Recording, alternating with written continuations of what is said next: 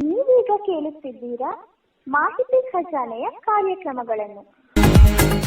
ಸ್ಪರ್ಧಾ ಸಿಂಚನ ಸ್ಪರ್ಧಾತ್ಮಕ ಪರೀಕ್ಷೆಗಳ ವಿವಿಧ ಮಾಹಿತಿಗಳು ಮಾಹಿತಿ ಖಜಾನೆಯಲ್ಲಿ ಕೇಳಿ. ಸ್ಪರ್ಧಾ ಸಿಂಚನ ಸ್ಪರ್ಧಾತ್ಮಕ ಪರೀಕ್ಷೆಗಳ ತಯಾರಿ ಹಾಗೂ ಇನ್ನಿತರೆ ಮಾಹಿತಿಗಳು.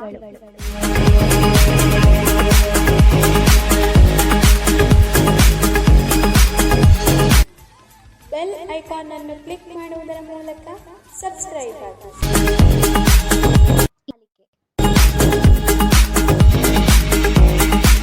ಮಾಹಿತಿ ಖಜಾನೆಗೆ ಸ್ವಾಗತ. ದಯವಿಟ್ಟು ನಮ್ಮ ಚಾನೆಲ್ಗೆ ಚಂದಾದಾರರಾಗಿ ಮತ್ತು ನಮ್ಮನ್ನ ಬೆಂಬಲಿಸಿ. ಧನ್ಯವಾದಗಳು.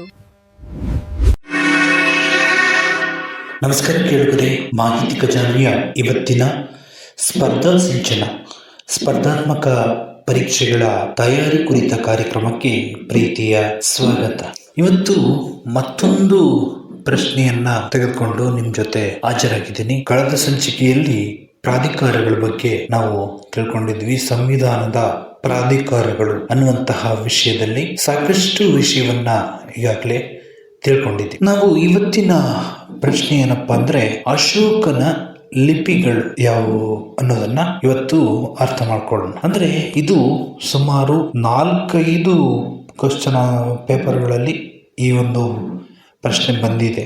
STA, FDA, KS, IAS ಈ ಮಟ್ಟದಲ್ಲಿ ಕೂಡ ಪರೀಕ್ಷೆಯಲ್ಲಿ ಪ್ರಶ್ನೆ ಬಂದಿದೆ. ಹಾಗಾದ್ರೆ ಯಾವ್ಯಾವ ಲಿಪಿ ಇದೆ, ಏನಿದೆ, ಯಾವ್ಯಾವ ಶಾಸನಗಳಿದೆ, ಯಾವ ಒಂದು ಲಿಪಿಯನ್ನು ಬಳಸ್ತಾರೆ ಅಶೋಕ ಅವರು ಅನ್ನೋದನ್ನ ಇವತ್ತಿನ ಸಂಚಿಕೆಯಲ್ಲಿ ತಿಳ್ಕೊಳ್ಳೋಣ. ನೀವು ಈ ಸಂಚಿಕೆಯನ್ನ ಪೂರ್ತಿಯಾಗಿ ಕೇಳಿದ್ರೆ ಮಾತ್ರ ನಿಮ್ಗೆ ಪೂರ್ತಿ ಮಾಹಿತಿ ಸಿಗುತ್ತೆ, ಇಲ್ಲ ಅಂದ್ರೆ ಏನು ಸಿಗಲ್ಲ. ಹಾಗಾದ್ರೆ ಬನ್ನಿ.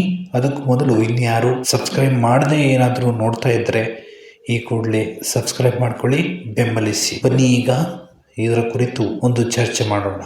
ಇನ್ನು ಅಶೋಕನ ಸಾಮ್ರಾಜ್ಯ ಯಾವುದು ಅನ್ನೋದು ಪ್ರಶ್ನೆ ಬರಬಹುದು. ಅದಕ್ಕೆ ನೀವು ಮೌರ್ಯ ಸಾಮ್ರಾಜ್ಯ ಅಂತ ಉತ್ತರವನ್ನ ಬರಿಬೇಕಾಗುತ್ತೆ. ನೆನ್ಪಿಟ್ಕೊಳ್ಳಿ, ಮೌರ್ಯ ಸಾಮ್ರಾಜ್ಯದ ದೊರೆ ಅಶೋಕ ಚಕ್ರವರ್ತಿ. ಅತ್ಯಂತ ಪ್ರಭಾವ ಹೊಂದಿದಂತಹ ರಾಜ್ಯ ಈ ಮೌರ್ಯ ಚಕ್ರವರ್ತಿ. 3ನೇ ರಾಜ ಅಂತಾನೆ ಹೇಳ್ಬೋದು. ಮೌರ್ಯ ಸಾಮ್ರಾಜ್ಯದ 3ನೇ ರಾಜ. ಇತಿಹಾಸದಲ್ಲೇ ತನ್ನದೇ ಆದಂತ ಚರಿತ್ರೆಯನ್ನ ಮೂಡಿಸ್ತಂತವನು. ಪ್ರಮುಖವಾಗಿ ಈತನು ಕ್ರಿಸ್ತಪೂರ್ವ 268ರಿಂದ 232ವರೆಗೂ ಆಳ್ವಿಕೆಯನ್ನು ಮಾಡ್ತಾನೆ. ಹಾಗೆ ತನ್ನ ಶಾಸನಗಳ ಮೂಲಕ ಧರ್ಮ ಪ್ರಸಾರ ಮಾಡೋದಷ್ಟೇ ಅಲ್ಲದೆ ಐತಿಹಾಸಿಕ ಹಿನ್ನೆಲೆಗಳ ಬಗ್ಗೆ ಪ್ರಚಾರ ಮಾಡ್ತಕ್ಕಂಥ ಪ್ರಯತ್ನವನ್ನ ಮೌರ್ಯ ಸಾಮ್ರಾಜ್ಯದ ಈ ಚಕ್ರವರ್ತಿ ಮಾಡ್ತಾನೆ. ಪ್ರಮುಖವಾಗಿ ಅಶೋಕನು ತನ್ನ ಲಿಪಿಗಳನ್ನ ಧರ್ಮಲಿಪಿ ಅಥವಾ ಧಮ್ಮಲಿಪಿ ಅನ್ನುವಂತಹ ಹೆಸರಿನಿಂದ ಗುರುತಿಸ್ತಾನೆ. ಅವನು ಕಳಿಂಗ ಯುದ್ಧದ ನಂತರ ಸಾವು ನೋವುಗಳನ್ನ ನೋಡಿದರ ಪರಿಣಾಮದಿಂದಾಗಿ ಬೌದ್ಧ ಧರ್ಮಕ್ಕೆ ಸೆಳೆಯಲ್ಪಡ್ತಾನೆ. ಬೌದ್ಧ ಧರ್ಮಕ್ಕನ್ನ ತನ್ನ ಧರ್ಮವನ್ನಾಗಿ ಸ್ವೀಕಾರ ಮಾಡ್ತಾನೆ. ನಂತರದಲ್ಲಿ ಅಹಿಂಸೆಯ ತತ್ವವನ್ನ ಸಾರೋದಕ್ಕೆ ಸ್ತಂಭಗಳು, ಕಲ್ಲಿನ ಬಂಡೆಗಳು, ಹಾಗೆ ಗುಹೆಗಳು, ಇವುಗಳಲ್ಲೆಲ್ಲ ತನ್ನ ಸಾಲುಗಳನ್ನ ಕೆತ್ತಿಸ್ತಾನೆ. ಅಂದ್ರೆ ತನ್ನ ಅಭಿಪ್ರಾಯಗಳು ಎಲ್ರಿಗೂ ಕೂಡ ತಿಳಿಬೇಕು ಅಂತಕ್ಕಂಥದ್ದು ಇವನ ಮುಖ್ಯ ಉದ್ದೇಶ. ಇದನ್ನ ಅರ್ಥ ಮಾಡ್ಕೊಳ್ಳಿ ಕೇಳಿದರೆ. ಶಾಸನಗಳು ಒಂದೊಂದು ಶಾಸನಗಳು ಒಂದೊಂದು ವಿಷಯವನ್ನ ಅರ್ಥ ಮಾಡಿಸುತ್ತೆ. ಇದನ್ನ ಪ್ರಮುಖವಾಗಿ ನಾವು ಅರ್ಥ ಮಾಡ್ಕೋಬೇಕು. ಇನ್ನು ಈ ಶಾಸನಗಳು ಪಾಕಿಸ್ತಾನ, ನೇಪಾಳ, ಅಫ್ಘಾನಿಸ್ತಾನ ಇಲ್ಲೆಲ್ಲ ಹರಡ್ಕೊಂಡಿದೆ. ಇದನ್ನ ಪ್ರಮುಖವಾಗಿ ಗಮನಿಸ್ಕೊಳ್ಳಿ. ಪಾಕಿಸ್ತಾನ, ನೇಪಾಳ, ಅಫ್ಘಾನಿಸ್ತಾನ ಇಲ್ಲೆಲ್ಲ ಹಬ್ಬಿ ಹೋಗಿದೆ. ಅಂದರೆ ಈ ಶಾಸನಗಳೇನಿದೆ ಎಲ್ಲ ಕಡೆನೂ ಕೂಡ ಹಬ್ಕೊಂಡಿದೆ. ಅಂದ್ರೆ ಆ ಶಾಸನಗಳನ್ನ ಪತ್ತೆ ಹಚ್ಚತಕ್ಕಂಥ ಕಾರ್ಯ ಕೂಡ ನಡೀತಾ ಇದೆ. ಸೊ ಒಂದು ಒಪ್ಪಂದ ಕೂಡ ಇತ್ತೀಚೆಗೆ ನಡೆದಿದೆ. ಅಂದ್ರೆ ಈ ಶಾಸನಗಳನ್ನ ರಕ್ಷಣೆ ಮಾಡತಕ್ಕಂಥದ್ದು ಕೂಡ ಒಂದು ಮುಖ್ಯವಾದಂತಹ ವ್ಯವಸ್ಥೆ ಅಂತಲೇ ನಾವು ಹೇಳ್ಬೋದು.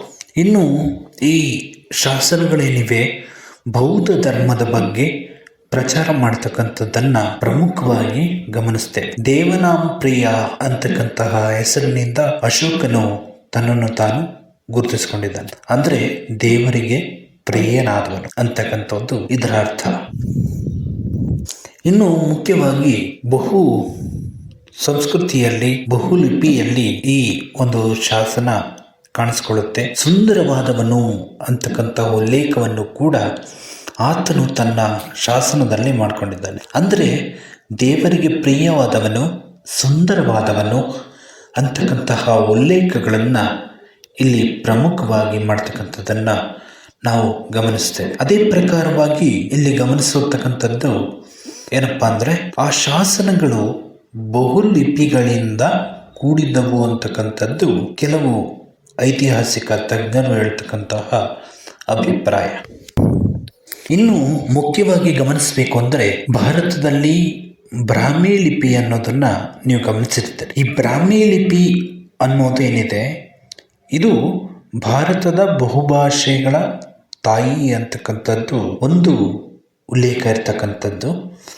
ಅದೇ ಪ್ರಕಾರವಾಗಿ ಅಶೋಕನ ಬಹುತೇಕ ಶಾಸನಗಳು ಬ್ರಾಹ್ಮಿ ಲಿಪಿಯಲ್ಲಿ ಉಲ್ಲೇಖಗಳಾಗಿರ್ತಕ್ಕಂಥದ್ದನ್ನು ನಾವು ಪ್ರಮುಖವಾಗಿ ಗುರುತಿಸ್ತೇವೆ.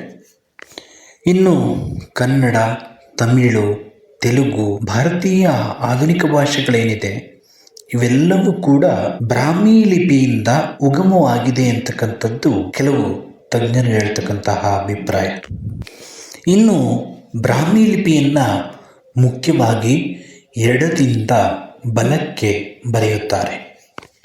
ಇನ್ನು ಇದು ಅತ್ಯಂತ ವ್ಯವಸ್ಥಿತವಾದ ವ್ಯವಸ್ಥೆಯಾಗಿದ್ದು ಸ್ವರಗಳು ಮತ್ತು ವ್ಯಂಜನವನ್ನು ಹೊಂದಿರುತ್ತೆ. ಅಂದರೆ ಇಲ್ಲಿ ಎಡದಿಂದ ಬಲಕ್ಕೆ ಬರೀತಾರೆ. ಇದು ಒಂದು ವಿಶಿಷ್ಟ ಅಂತಲೇ ಹೇಳ್ಬೋದು. ಈಗ ನಾವು ಕನ್ನಡವನ್ನು ಕೂಡ ಎಡದಿಂದ ಬಲಕ್ಕೆ ಬರಿತೀವಿ. ಹಾಗೆ ಅಲ್ಲಿ ನಾವು ಏನು ಬರವಣಿಗೆಗಳನ್ನು ಬರಿತೀವಿ ಅಲ್ಲಿ ಸ್ವರ ಮತ್ತು ವ್ಯಂಜನ ಅಕ್ಷರಗಳನ್ನು ಬಳಸ್ತೀವಿ.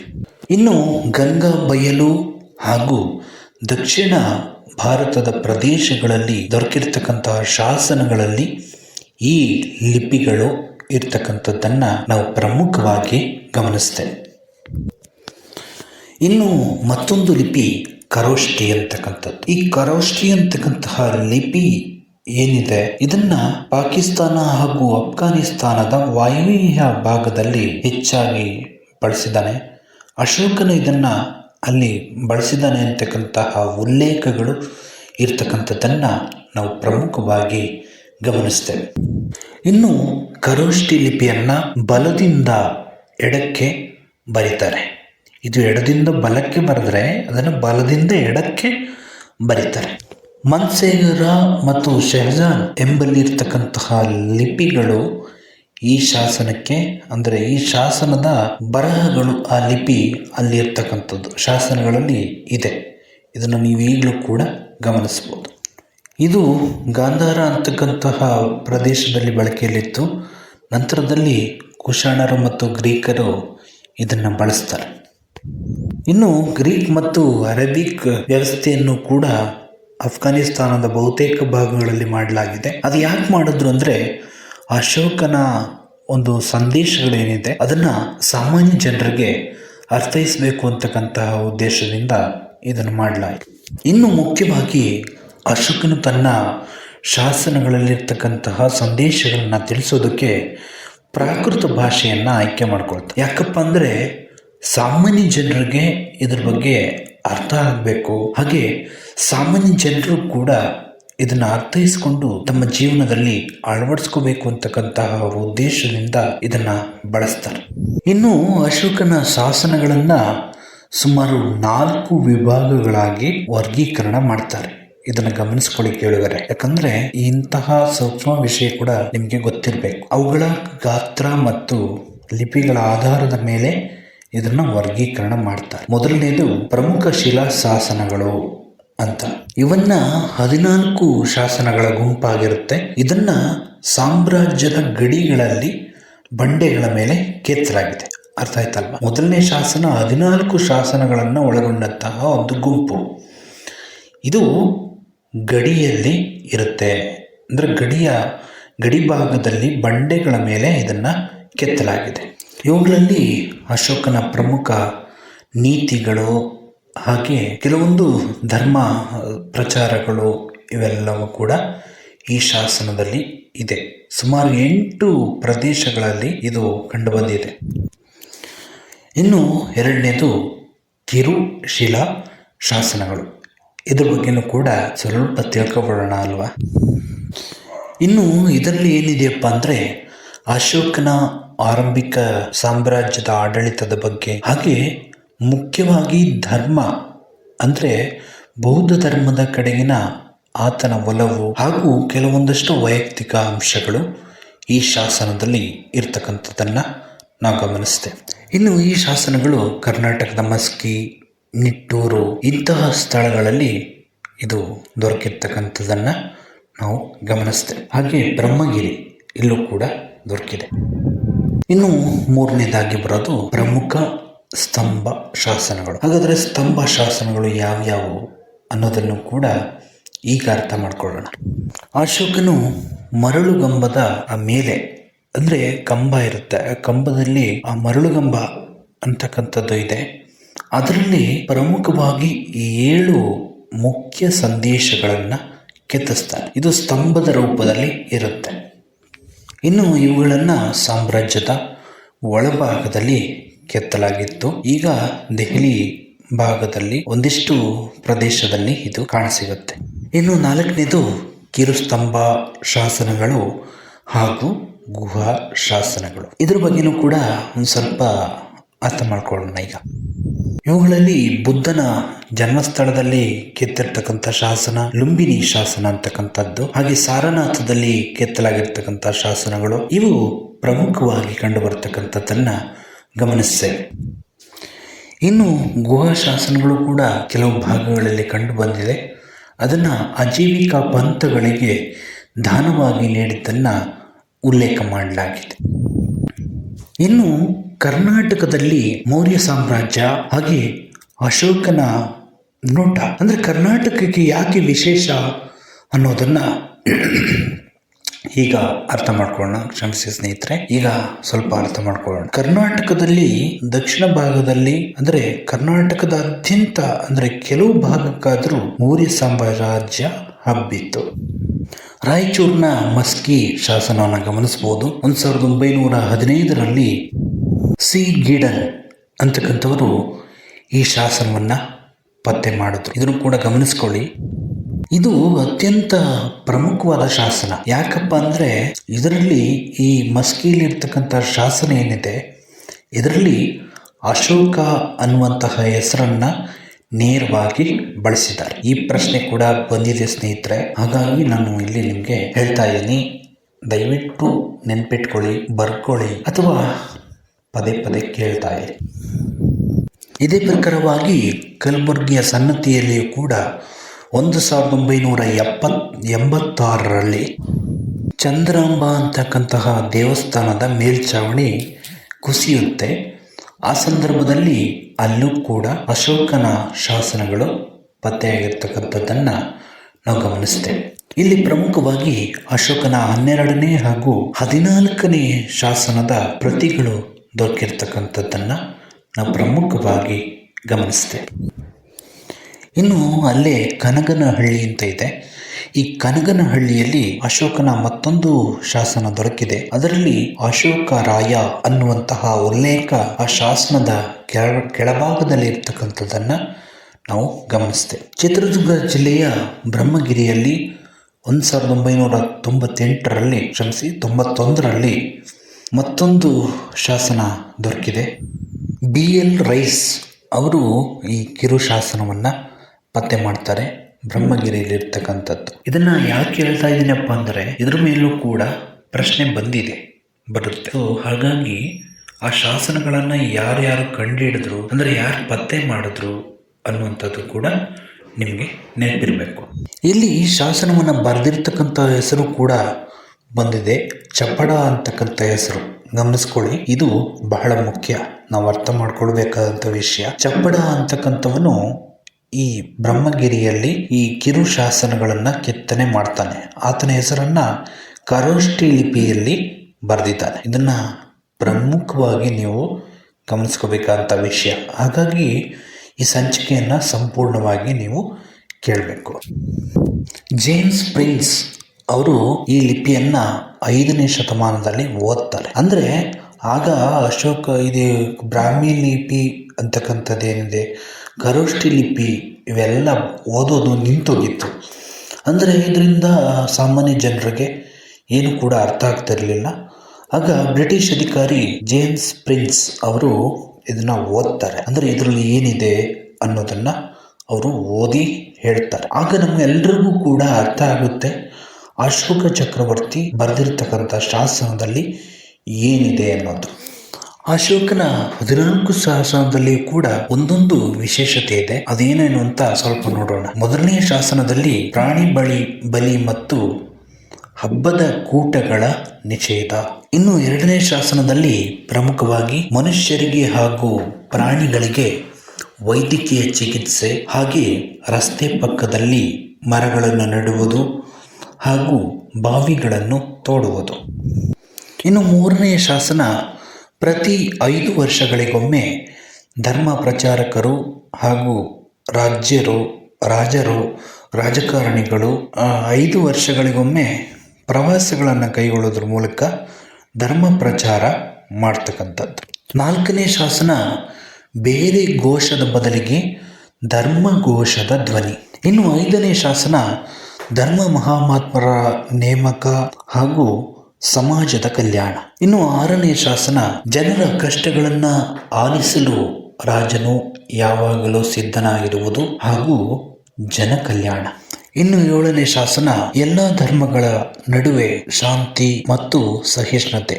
8ನೇ ಶಾಸನ ಬೌದ್ಧಗಯಾಗೆ ಅಶೋಕನ ಮೊದಲ ಯಾತ್ರೆ. ಇನ್ನು 9ನೇ ಶಾಸನ ಅರ್ಥವಿಲ್ಲದಂತಹ ಆಚರಣೆಗಳನ್ನು ಖಂಡಿಸುವುದು, ಹಾಗೆ ಧರ್ಮ ವಿಧಿವಿಧಾನಗಳನ್ನು ಖಂಡಿಸುವುದು. ಅಂದರೆ ಅರ್ಥವಿಲ್ಲದಿರ್ತಕ್ಕಂಥ ಆಚರಣೆಗಳನ್ನ ತಡೀತಕ್ಕಂಥದ್ದು, ಹಾಗೆ ಧರ್ಮ ವಿಧಿವಿಧಾನಗಳು ಏನಿದಾವೆ ಅವುಗಳನ್ನು ಸರಿಯಾಗಿ ಪಾಲಿಸಲಿಲ್ಲ ಅಂದರೆ ಅವುಗಳನ್ನ ಖಂಡಿಸ್ತಕ್ಕಂಥದ್ದು. 10ನೇ ಶಾಸನ ವೈಯಕ್ತಿಕ ಕೀರ್ತಿಗಿಂತ ಧರ್ಮ ಪ್ರಚಾರವೇ ಕೀರ್ತಿ ಎಂದು ಸಾರುವುದು. 11ನೇ ಶಾಸನ ಧರ್ಮದ ದಾನವೇ ಶ್ರೇಷ್ಠ ದಾನವೆಂದು ಪ್ರತಿಪಾದಿಸುವುದು. 12ನೇ ಶಾಸನ ಇತರ ಧರ್ಮಗಳನ್ನು ಗೌರವಿಸುವುದು ಹಾಗೂ ಸಹಿಷ್ಣುತೆಯನ್ನು ಕಾಪಾಡಿಕೊಳ್ಳುವುದು. ಇನ್ನು 13ನೇ ಶಾಸನ ಕಳಿಂಗ ಯುದ್ಧದ ವಿವರಣೆ ಹಾಗೂ ಅಶೋಕನ ಪಶ್ಚಾತ್ತಾಪ. ಇದು ಬಹಳ ಮುಖ್ಯ. ಅಂದರೆ ಇಲ್ಲಿ 13ನೇ ಶಾಸನ ಅಂತಕ್ಕಂಥದ್ದೇನಿದೆ ಇದು ಬಹಳ ಮುಖ್ಯ ಆಗುತ್ತೆ. ಇಲ್ಲಿ ಕಳಿಂಗ ಯುದ್ಧದ ಬಗ್ಗೆ ವಿವರಣೆಯನ್ನ ನೀಡಲಾಗಿದೆ. ಹಾಗೆ ಅಶೋಕನ ಪಶ್ಚಾತ್ತಾಪ ಕೂಡ ಇಲ್ಲಿ ಕಂಡು ಬರುತ್ತೆ. ಇದು ಕೂಡ ಈ ಪ್ರಶ್ನೆ ಕೂಡ ಸಾಕಷ್ಟು ಪರೀಕ್ಷೆಯಲ್ಲಿ ಬಂದಿದೆ. ಸೊ ಹಾಗಾಗಿ ನಾನು ಈ ಶಾಸನದಲ್ಲಿ ಏನಿದೆ ಅನ್ನೋದನ್ನ ನಿಮಗೆ ಅರ್ಥ ಮಾಡಿಸ್ತಾ ಇದ್ದೀನಿ. ಇನ್ನು ಕೊನೆಯ ಶಾಸನ 14. ಇಲ್ಲಿ ಎಲ್ಲ ಈ ಮೇಲೆ ಹೇಳಿದಂತಹ ಎಲ್ಲ ಶಾಸನಗಳ ಒಂದು ಉದ್ದೇಶ ಹಾಗೆ ಅದರ ಮಹತ್ವವನ್ನು ಈ ಒಂದು ಶಾಸನ ನಮಗೆ ತಿಳಿಸುತ್ತೆ. ಕೆಳಗಡೆ ನಮ್ಮೆಲ್ಲರಿಗೂ ಗೊತ್ತಿದೆ ಸಂವಿಧಾನ ಇದೆ. ನಮಗೆ ಈಗ ಸಂವಿಧಾನ ಇದೆ, ಆವಾಗ ಇದು ಸಂವಿಧಾನ ಆಗಿತ್ತು. ಅಂದರೆ ಮೌರ್ಯ ಸಾಮ್ರಾಜ್ಯದ ಆಡಳಿತದ ಸಂದರ್ಭದಲ್ಲಿ ಅಶೋಕನ ಕಾಲದಲ್ಲಿ ಇದು ಸಂವಿಧಾನದ ರೀತಿಯಲ್ಲಿ ಕಾರ್ಯನಿರ್ವಹಿಸ್ತಾ ಇತ್ತು. ಇದು ನಿಮಗೆ ಗೊತ್ತಿರಬೇಕು. ಯಾಕಂದರೆ ನಾನು ಇದನ್ನೆಲ್ಲ ಯಾಕೆ ಹೇಳಿದೆ ಅನ್ನೋದು ನಿಮ್ಗೆ ಅರ್ಥ ಆಗಬೇಕು. ಅಂದರೆ ಈ ಅಂಶವನ್ನು ನೀವು ಅರ್ಥ ಮಾಡ್ಕೋಬೇಕು. ಅಂದರೆ ನಮಗೆ ಈಗ ಸಂವಿಧಾನ ಇದೆಯಲ್ವಾ, ಆ ಸಂವಿಧಾನದ ಮೂಲಕ ನಾವು ನಡ್ಕೊಳ್ತಾ ಇದ್ವಿ. ಹಾಗೆ ಅವಾಗ ಸಂವಿಧಾನ ಇರಲಿಲ್ಲ. ಸಂವಿಧಾನ ಇಲ್ಲದೇ ಇರೋದ್ರಿಂದ ಇವುಗಳನ್ನು ರೂಪಿಸಲಾಗಿತ್ತು. ಈಗ ಸ್ಪರ್ಧಾತ್ಮಕ ಪರೀಕ್ಷೆಯಲ್ಲಿ ಯಾವ ರೀತಿಯಲ್ಲಿ ಪ್ರಶ್ನೆಗಳನ್ನ ಕೇಳ್ತಾರೆ ಅಂತ ನೋಡೋಣ. ಅಶೋಕನ ಹೆಚ್ಚಿನ ಶಾಸನಗಳು ಯಾವ ಲಿಪಿಯಲ್ಲಿವೆ? ನಿಮ್ಗೆ ಉತ್ತರ ಗೊತ್ತಾ? ಕರೆಕ್ಟ್. ನಾನು ಈಗಾಗಲೇ ಹೇಳಿದ್ನಲ್ವಾ, ಬ್ರಾಹ್ಮಿ ಲಿಪಿಯಲ್ಲಿ ಇವೆ. ಹಾಗಾದರೆ ವಾಯವ್ಯ ಭಾಗದಲ್ಲಿ ಯಾವ ಲಿಪಿಯಲ್ಲಿ ಕಂಡು ಬರುತ್ತೆ? ಉತ್ತರ ಗೊತ್ತಲ್ವಾ? ಖರೋಷ್ಠಿ ಲಿಪಿ. ಕೆಳಗಡೆ ಇದು ಬಹಳ ಮುಖ್ಯ, ಬರ್ಕೊಳ್ಳಿ. ಖರೋಷ್ಠಿ ಲಿಪಿಯಲ್ಲಿ ಕಂಡು ಬರುತ್ತೆ.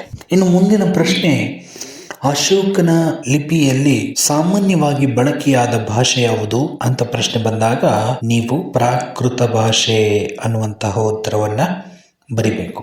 ಇನ್ನು ಕೊನೆಯದಾಗಿ ನಿಮ್ಗೆ ಹೇಳೋದಾದ್ರೆ, ಈ ಅಶೋಕನ ಶಾಸನಗಳ ಬಗ್ಗೆ ಯಾಕೆ ತಿಳ್ಕೋಬೇಕು ಸ್ಪರ್ಧಾತ್ಮಕ ಪರೀಕ್ಷೆಯಲ್ಲಿ ಅಂತ ಸ್ವಲ್ಪ ಹೇಳ್ತೀನಿ ಕೇಳಿ. ಇಲ್ಲಿ ಪ್ರಮುಖವಾಗಿ ಲಿಪಿಗಳ ಮೇಲೆ ಹೆಚ್ಚು ಪ್ರಶ್ನೆಗಳು ಬರ್ತಾ ಇರ್ತವೆ. ಹಾಗೆ ಶಾಸನಗಳಲ್ಲಿ ಯಾವ ಯಾವ ಲಿಪಿಗಳನ್ನು ಬಳಸಿದ್ದಾರೆ, ಹಾಗೆ ಯಾರು ಇದನ್ನು ಓದಿದ್ದು, ಎಲ್ಲ ಅಂಶಗಳು ನಿಮಗೆ ನೆನ್ಪಿಟ್ಕೋಬೇಕು.